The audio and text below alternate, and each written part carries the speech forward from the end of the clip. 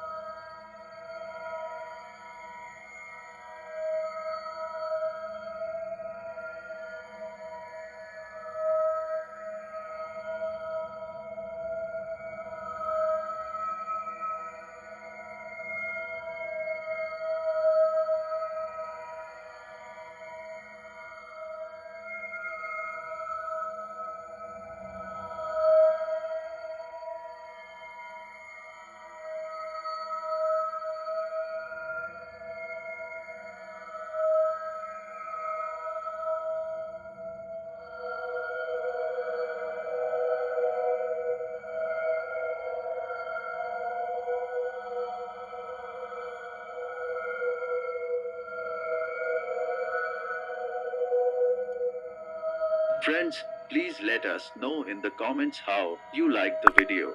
To watch all new videos on my channel, subscribe the channel and click on the bell icon. Bye.